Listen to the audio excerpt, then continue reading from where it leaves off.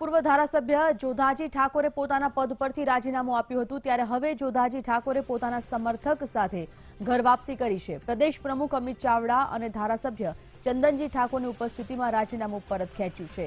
તો જોધાજી ઠાકોર જે નારાજ હતા તેઓએ પદ પરથી રાજીનામું આપી દીધું હતું, ત્યારે હવે તેઓએ પોતાના સમર્થકો સાથે ઘર વાપસી કરી છે। પ્રદેશ પ્રમુખ અમિત ચાવડા અને ધારાસભ્ય ચંદનજી ઠાકોરની ઉપસ્થિતિમાં તેઓએ રાજીનામું પરત ખેંચી ફરી એકવાર કોંગ્રેસનો ખેસ ધારણ કર્યો। ફોનલાઈન પર સંવાદદાતા હર્ષદ જોડાઈ ગયા છે, તેઓ સાથે વાત કરીએ। હર્ષદ, શું વિગતો?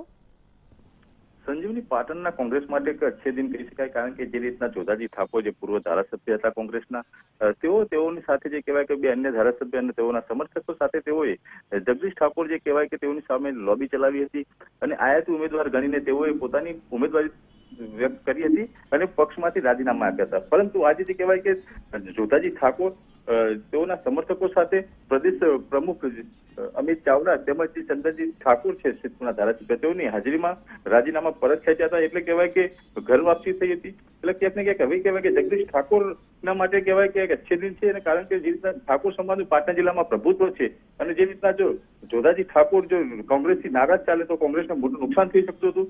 વીટીવીએ સૌથી પહેલા જણાવ્યું હતું કે જોધાજી ઠાકોરની ઘર વાપસી થઈ શકે છે અને એમાં આપણે સાચા ઠર્યા છીએ, અને જે રીતના જોધાજી ઠાકોર પાછા કોંગ્રેસમાં આવે છે તેમાં ક્યાંક ને ક્યાંક હવે કોંગ્રેસમાં એક કહેવાય કે નવો પ્રાણ પુરાયો છે ને જગદીશ ઠાકોર માટે પણ કહેવાય કે એક મોટી રાહતના સમાચાર કહી શકાય। સંજીવની, માહિતી માટે આભાર।